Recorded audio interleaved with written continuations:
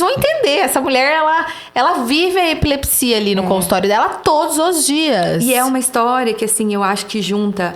Por que essa menina não estava na escola? Por que ela não tinha amigos? Qual que é a dificuldade da pessoa viver e fazer as suas atividades, entendeu?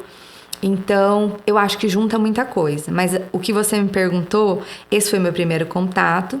Eu escolhi neurologia pensando mesmo nesse raciocínio clínico, que eu gosto bastante.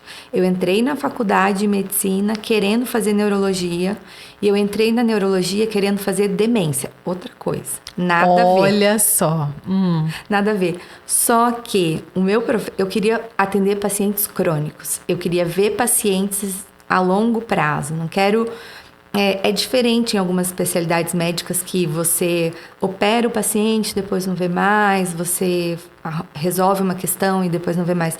Eu queria ver longitudinalmente os pacientes. Então, o meu professor de epilepsia era muito bom. Ele era um professor que a gente tinha 1.500 pacientes no ambulatório, os pacientes mais graves, SUS. Ele dava o telefone dele. Caraca. Tô arrepiada. Gente, tô arrepiada já. Ele dava o telefone dele. Então, na epilepsia, naquele ambulatório, eu fui descobrindo algumas histórias que eu gostava. Aonde que era? Lá na Unesp, em Na Unesp. Botucatu. Fala o nome desse professor pra gente fazer o Professor Luiz Eduardo Betting. Ah lá. Maravilhoso. Beijo, Luiz. Maravilhoso. Foi meu orientador do doutorado, tudo. E daí, lá na epilepsia, eu escutei muitas histórias e histórias que batiam assim muito comigo, sabe? A questão da mulher, a questão da dificuldade de conseguir acesso às coisas. Então, me tocou. Então, eu comecei a fazer epilepsia com o Dr. Luiz Eduardo e a gente montou um serviço de epilepsia, de cirurgia de epilepsia, enfim, foi caminhando nesse sentido. E daí, quando eu voltei para Londrina, eu queria trabalhar com isso. E daí, o meu foco no consultório, não atendo só isso, mas eu atendo epilepsia. Esse foi o motivo, assim, querer acompanhar a história de vida das pessoas com a doença que elas têm, mas acompanhar ao longo do tempo. Não soltar a mão de ninguém. E nem diria só acompanhar, mas transformar essas vidas, né? Olha, eu recebi um relato esses dias, até depois eu vou entrevistar ela. E ela falou assim, a doutora Elaine, ela mudou a minha vida. E uma pessoa adulta que já tinha passado por muitos lugares, né? Muitos médicos. E de repente encontrou aqui, né? Em Londrina, uma cidade do interior, uma médica que transformou a vida dela, né? Então, assim, eu acho que isso, assim, que você faz, e não é rasgando seda, não. Porque agora eu vou ao consultório, né? Com o Gabinho. É muito lindo, porque não é só uma consulta. Ela explica, né? Então, olha, a gente vai tratar por esse motivo. A gente vai fazer desse jeito, porque eu acredito que assim vai acontecer isso, isso e isso. É uma tentativa. Então, assim, é uma consulta humanizada. Você sempre teve isso? Você sempre quis ser uma médica diferenciada, humanizada e que de fato, conseguisse olhar para o paciente, para as dores dos pacientes. Como é que foi isso na sua trajetória, assim? Hoje é humanizada, né? Mas eu recebia a chave de lenta. Eu era lenta na faculdade, Olha eu não era humanizada.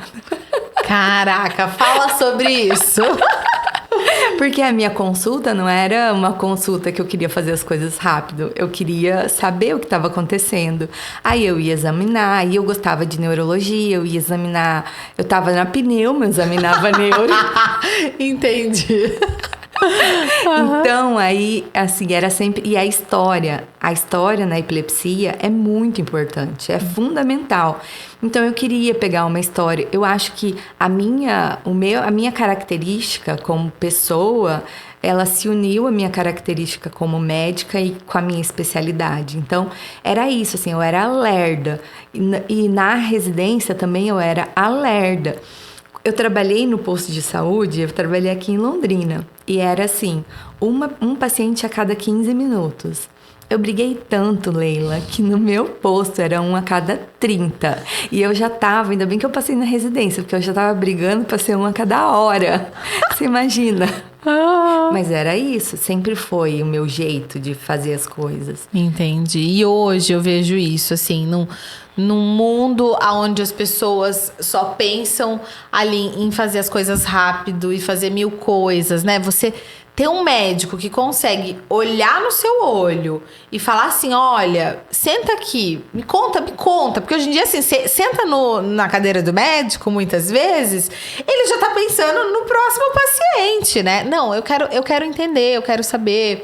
Então, assim, não que não existam médicos assim, existem muitos ainda, graças a Deus, mas eu vejo essa rotina louca, frenética da atualidade, né, desse mundo contemporâneo, fazendo com que as pessoas queiram fazer tudo muito rápido. E quando você tá numa situação do lado de cá, né? Você tá ali sensibilizada por uma notícia que acabou com você muitas vezes, que te tirou o chão. Você recebeu uma notícia, seja pessoal ou do seu filho, né? A pessoa que você mais ama na vida. Você não consegue ver muita perspectiva do que vai ser, como vai ser. Você acha que tá tudo acabado ali naquele momento. E alguém olhar pra você e falar, olha, eu tô aqui, a gente tá junto, sabe? Isso é tão valoroso. E eu falo que nessa caminhada de Mãe Atípica com o Gabinho, eu encontrei alguns médicos de muitos que eu visitei já, né? Nossa, não tenho nem como contar quantos. Mas assim, eu encontrei uns 5 nessa caminhada que de fato olharam pra mim, olharam pro meu filho e falaram assim, olha, vem aqui que eu vou te ajudar, né? Toma aqui. Não tô falando que é pra todo mundo dar o telefone particular, né? Porque eu entendo, né? Eu vivo isso na minha casa também com meu marido, mas toma aqui o meu número para uma emergência, se você precisar numa madrugada, né? Faz assim, assim, assado, caso aconteça alguma coisa. Não hesite em me contactar, né? Eu tô aqui.